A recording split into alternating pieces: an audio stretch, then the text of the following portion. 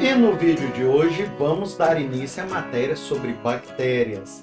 Eu me chamo Daniel Fernandes e você está no canal Biologia e Tal.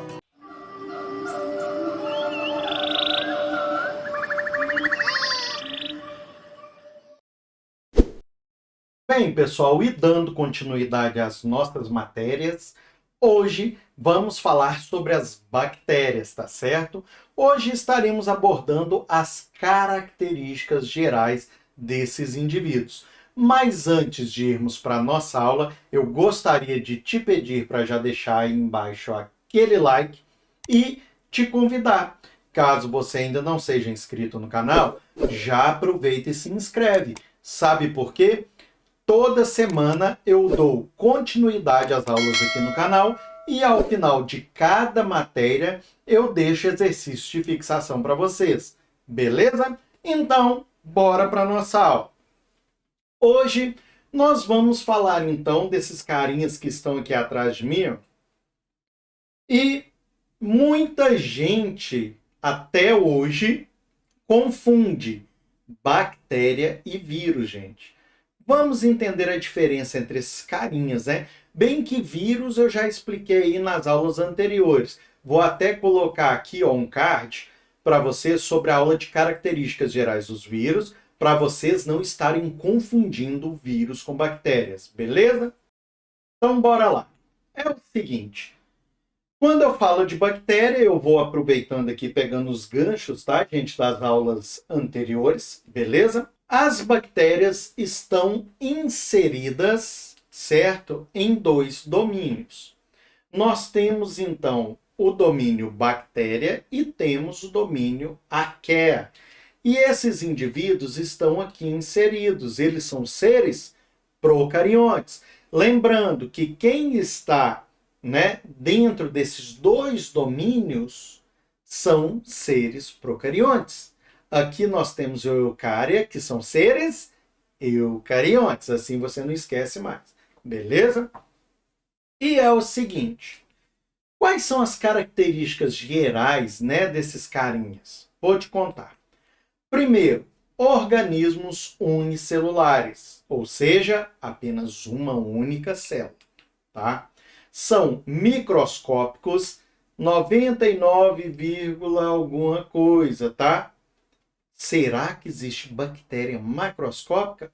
Fica comigo aqui até o final da aula que eu vou te contar uma curiosidade. Você vai ficar bobo de ver. Fica comigo até o final que você vai realmente saber se todas são microscópicas, tá certo? Vou mostrar para vocês, tá? Vamos colocar da seguinte forma a partir daqui. 99,9, a maioria microscópica. Olha só, são procariontes, como eu já falei com vocês, estão inseridas dentro do domínio bactéria e arqueia, e são indivíduos, então, em que não possuem a carioteca, então eles não possuem um núcleo definido. Vivem isolados ou em colônias. Vamos ver também os tipos morfológicos, tá? São encontrados em todos os ecossistemas da Terra. Pensa qualquer lugar que você quiser, tem bactéria. Tá certo? E são de grande importância para a saúde. Será que existe bactéria boa? Vamos ver. Para o ambiente e também para a economia. Então, nós utilizamos esses carinhas a nosso favor. No decorrer das aulas sobre bactérias, eu vou estar apresentando para vocês, então, tudo isso. Beleza? Então, já aproveita e se inscreve aí, caso não seja inscrito. Vamos lá. Qual que é a estrutura das células bacterianas? Gente, neste momento, pega aí um caderno, se você ainda não pegou, e começa a fazer suas anotações. Isso daqui pode ser cobrado de você, tá? No vestibular ou no Enem. Fica atento. Aqui nós temos uma célula bacteriana. Olha a pancada de coisas que existe aqui nessa pequena célula, tá? Nós vamos falar de tudo isso que está aqui, ó. A diferença de cada um. Vamos começar? Olha só. Nós temos aqui, primeiramente, um flagelo. À medida que eu for falando, vai sendo circulado de vermelho a estrutura que eu estou falando, tá, gente? Olha só, o flagelo está presente em algumas bactérias, não necessariamente estará em todas, beleza? Responsável pela mobilidade, então utilizado para o deslocamento desses carinhas dentro do meio em que eles estão ali inseridos, tá? Apresenta constituição proteica e está ligado intimamente, olha só, tanto a membrana plasmática quanto a cápsula, que eu vou explicar para vocês daqui a pouco, quando a cápsula estiver presente. Então coloca aí, ó, na sua anotação, presente em algumas circulabactérias. O que mais, professor? Vamos lá, continuando com o mesmo desenho aqui. Fímbrias, né? Aí você olha isso aí e você fala assim, é os pelinhos, tá? Vamos lá. São estruturas curtas e finas, tá? Elas estão presentes, olha aqui também, em algumas bactérias, beleza? E olha, estão relacionadas à capacidade de se aderir a uma superfície. Então, digamos aí que essas fímbrias são responsáveis, então, por aquela bactéria chegar em uma determinada superfície e conseguir se fixar, tá? Mas também temos uma fímbria que ela é especializada, é uma fímbria sexual, tá certo? Então, a maior parte dessas fímbrias são responsáveis pela adesão. Mas nós podemos ter a fímbria sexual também. Belezinha? O que mais, professor? Vamos lá. Parede celular. É essa partezinha aí em azul, tá certo? Olha só. Envoltório rígido, composto por proteínas ou polissacarídeos ou peptídeo-glicano. Então, nós temos possibilidades de vários compostos formar essa parede celular. E essa parede celular vai dar proteção à célula bacteriana. Você acha que esses carinhas são bobos? Eles também têm defesas, tá ok? O que mais, professor? Cápsula. Agora, ela não está presente em todas as bactérias e corresponde a uma substância coloidal. Então é como se eu falasse com você assim, uma substância viscosa, estranha, uma mistura homogênea, tá? De diversos compostos, tranquilo? E é constituída por proteínas ou polissacarídeos, certo? Olha só, está distribuída externamente à parede celular. Quando esse carinha tem, tá?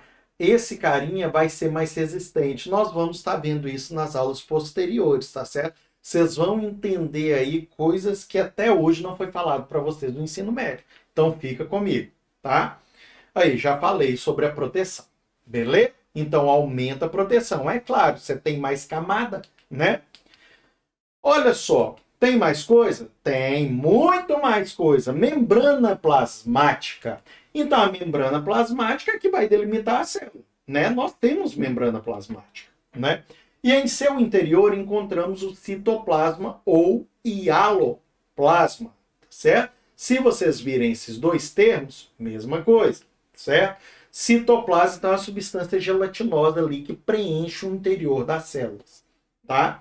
Composição lipoproteica, então nós temos proteínas e lipídios, então gordura e proteína unidos.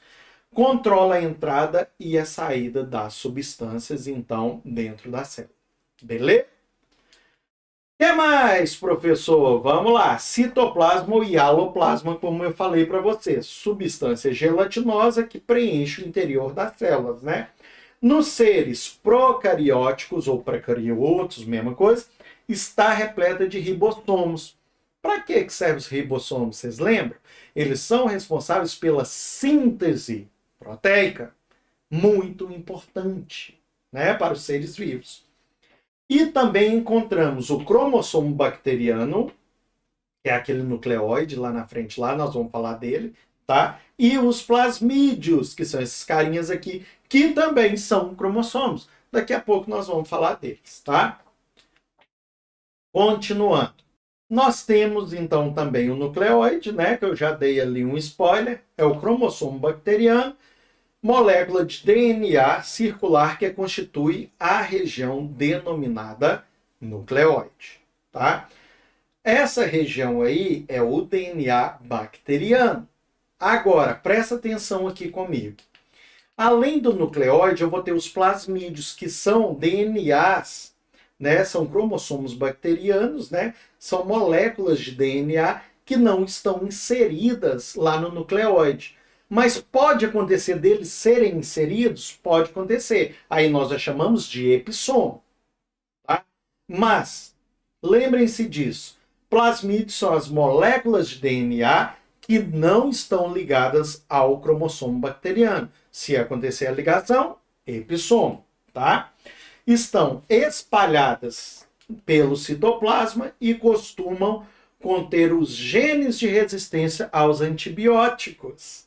São esses carinhas aqui que conferem resistência às bactérias para que os nossos antibióticos não consigam agir sobre elas. E também é muito importante para nós quando nós falamos aí de genética. Mais para frente, aliás, nas próximas matérias eu vou entrar em genética e nós vamos falar bastante desse plasmídio. Vocês vão ver que interessante. O que genética tem a ver com isso? Vocês vão ver. Então já se inscreve no canal se não é inscrito para você não perder essa aula, hein? Vamos lá, mesossomo. Os mesossomos são pregas, tá, ali internas da membrana plasmática, que servem ali, no caso, para atuar na divisão celular e também tem ali diversas enzimas que vão participar da respiração celular dele. Ele precisa de energia, então a respiração celular. E, olha aí, ó, já falei, está associado ao processo de divisão bacteriana que nós vamos ver aí nas aulas seguintes, certo? Vamos lá, o que mais, professor? Tamanho. A maioria das bactérias, gente, elas têm em média 1 micrômetro, tá? E até menos, então vou explicar. A maioria, tá? É claro que aqui está completamente fora, né? Nós não conseguiríamos enxergar uma bactéria desse tamanho, um micrômetro. Aí eu coloquei aqui essa reguinha para vocês. Entendam, 1 micrômetro é a mesma coisa de eu fazer isso aqui, ó, 1 vezes 10 a menos 6 metros ou 1 vezes 10 a menos 3 centímetros. Entenderam? E eu posso falar assim, que é a milionésima parte de 1 milímetro. Lá na frente você tem 1 milímetro, é aquele pedacinho entre o zero e o primeiro risco. Você divide aquilo por 1000. É o tamanho da maioria. Agora, existem bactérias menores, como também eu vou apresentar para vocês uma curiosidade daqui a pouco, então fica aí comigo. Vamos lá. As rickétsias. Esses carinhas aqui medem ainda menos de 0,3 micrômetros a 0,5 micrômetros, tá? São parasitos intracelulares obrigatórios, ou seja, não sobrevivem fora de um hospedeiro. É obrigatório eles estarem dentro de um hospedeiro, tá? São patogênicos ao homem, certo? São esses carinha aí, ó. Então pode ter a metade ainda da maioria das bactérias, tá? Então nós temos a Rickettsia provazek, que é responsável pela patologia, né, pela doença, o tifo enxantemático, uma bacteriose, ok? E alguns os classificam como seres procariontes incompletos, tá certo? Por que seres procariontes incompletos? Porque eles são parasitos intracelulares obrigatórios. Necessitam de outra célula para se reproduzir. Então, não são, né, completos, digamos dessa forma. Tem mais? Tem. Olha só. Micoplasmas. Os micoplasmas são esses carinhas aí, ó. Eles não apresentam parede celular, tá? São as menores células conhecidas, são heterotróficos, ou seja, não produzem o próprio alimento, claro, são encontrados no esgoto ou no solo e são capazes de ser parasitas também, tá? São conhecidos como os PPLO, Pleuropneumonia-like organism, ou seja, são causadores de um tipo de pneumonia, tá certo? São ainda menores. Agora, menor do que isso, vocês lembram o que é? Só vírus, né? Continuando, aqui eu trouxe uma curiosidade para vocês. Eu falei que 99, nem sei, das bactérias são microscópicas. Só que, porém, contudo, entretanto, no entanto, quase fiz um poema. Vamos lá. Existe uma bactéria que foi descoberta em 99 e se chama, olha o nome, pérola de enxofre da Namíbia. Agora, quando a gente fala o nome dela, eu acho que lembra bebida caribenha, sabe? Tiomargarita namibiensis. Vê se não lembra nome de bebida.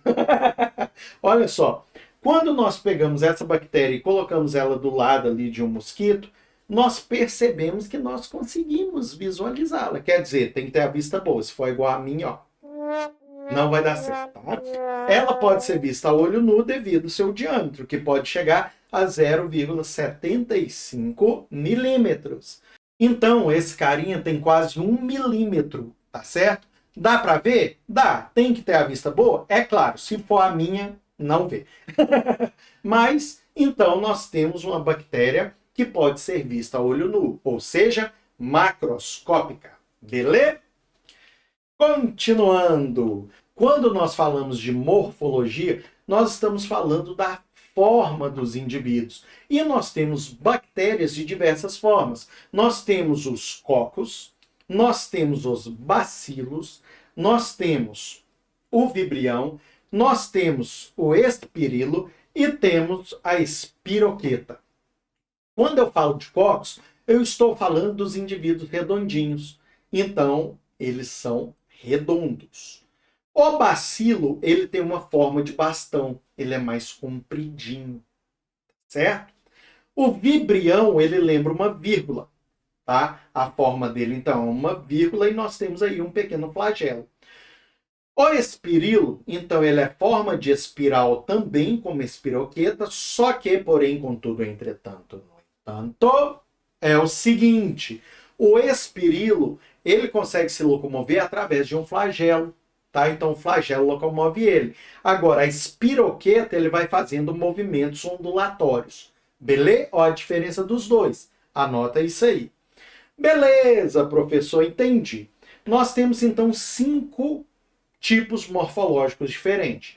Beleza? Anotei aqui a característica de cada um. Mas nós falamos de colônias, lembra? Nós falamos que eles podem viver, então, sozinhos ou em colônias. Agora nós vamos falar dos tipos morfológicos de colônia. Os carinhas que formam colônia são os cocos, certo? Então, os cocos são aqueles redondinhos. E nós vamos ter, quando eles estão unidos em 2, nós chamamos de diplococos. Quando eles estão em 4, nós chamamos de tétrades. Quando eles estão em filinha, nós chamamos de streptococcus. Quando eles estão em forma de um cacho de uva ali, ó, um cachinho perfeito, nós temos os estafilococcus. Agora, quando eu tenho eles em 8 unidos, nós chamamos de sarcina. Ah, professor, tem que saber isso? Tem sim, que isso daqui cai em vestibular e cai em prova, tá? Então anota aí a diferença desses tipos. Beleza? Vamos lá. Como ele se locomove? Lembrando, alguns são móveis, outros são imóveis. Como nós vimos, muitos não têm estruturas de locomoção, tá? Então são imóveis, são tipo aquela música do Zeca Pagodinho, né? Deixa a vida me levar. Onde for levado, ele vai, tá certo? E nós temos também os móveis, que vão para onde eles querem. Aí eles vão ter modificações da membrana celular, né, que são os flagelos, que também podem estar ligados ali à cápsula, caso a bactéria tenha. Beleza? Ou podem aí, ó, fazer também movimentos ondulatórios do corpo. Tranquilo até aqui? Agora, quando nós falamos sobre metabolismo, eles são diversos, né? Tem uma diversidade metabólica. Nós vamos falar agora de nutrição. É muito diversificada. Nós temos organismos que são autótrofos e temos também os organismos heterótrofos, tá? As autótrofas, algumas realizam fotossíntese, já sabemos o que é isso. Vão utilizar a energia luminosa a seu favor para produzirem matéria orgânica.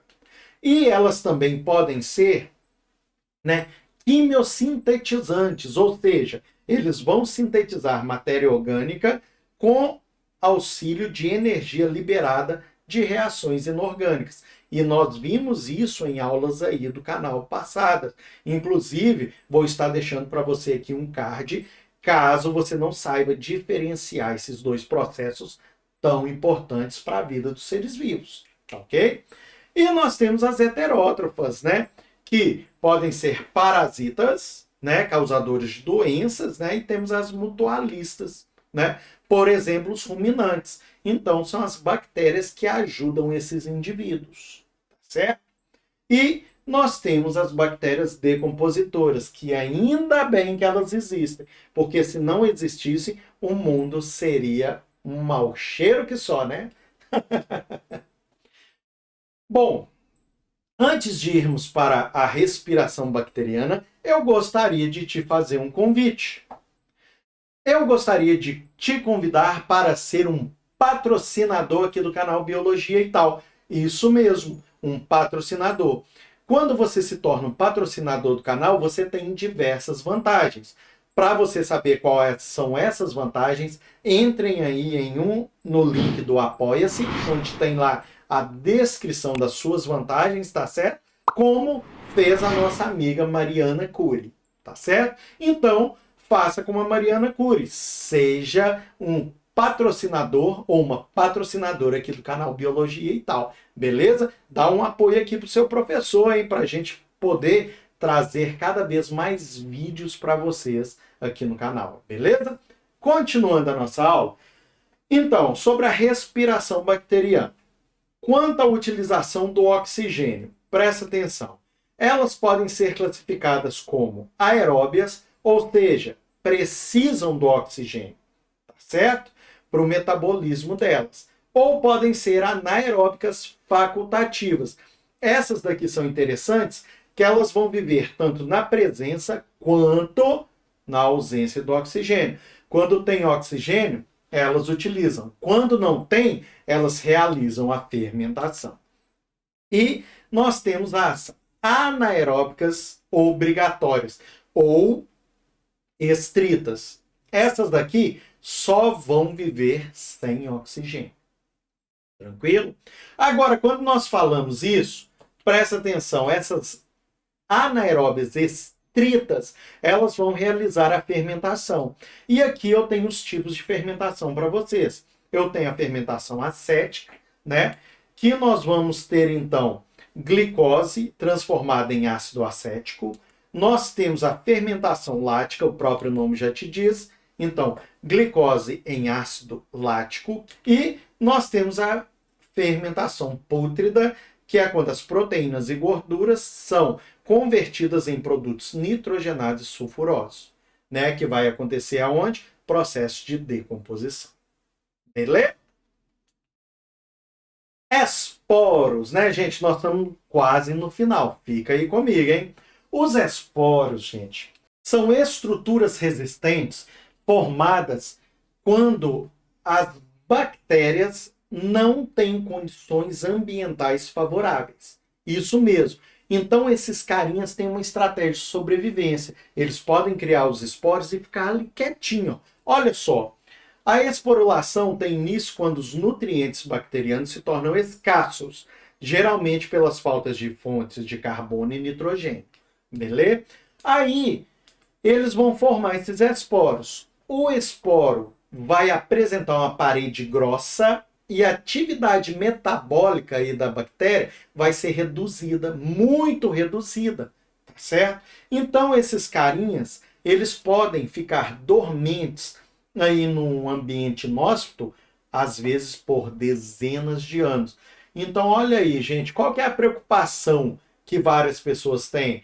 Que a galera, esses cientistas, esses estudiosos, pesquisadores que estão indo aí para a Antártida, para diversos locais do mundo aí não explorados, libere uma bactéria, um vírus, um trem qualquer que esteja lá. Ó. Gente, o trem é dos mineiros, tá? Uma coisa qualquer que venha trazer prejuízos para a nossa saúde. Então, tem, nossa, todo cuidado é pouco, né? E quando esses carinhas, esses esporos, encontram um ambiente adequado, ele vai se reidratar e a bactéria se torna ativa novamente. Olha o perigo, né, gente? Bem, pessoal, se vocês gostaram mesmo dessa aula, já deixa aí aquele like. E caso não seja inscrito no canal, já aproveita e se inscreve e ativa o sininho de notificações. Porque toda semana nós damos continuidade às aulas aqui no canal e ao final de cada matéria eu trago exercícios de fixação para vocês, hein? Tá certo? Obrigado a você que assistiu esse vídeo até o fim. Um grande abraço a todos, fiquem com Deus e até o próximo vídeo. Tchau, tchau!